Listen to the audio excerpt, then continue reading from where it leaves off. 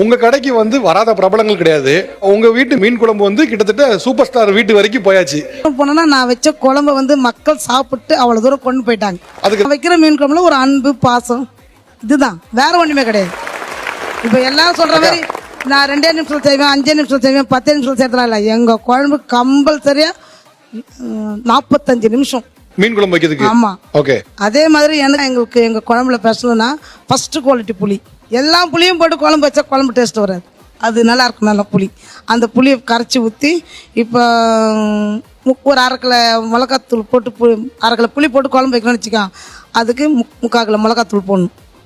போட்டு கரைச்சி நல்லா கொதிக்க வச்சா குழம்பு மீன்லாம் ஆஞ்சி வச்சிக்கின்னு நல்லா கொதிக்க வச்சு அப்படியே வரும் ஒரு கலர், அப்படியே மாறும், அப்படியே மாறி சவச்சவச்சவச்சவன்னு வரும்.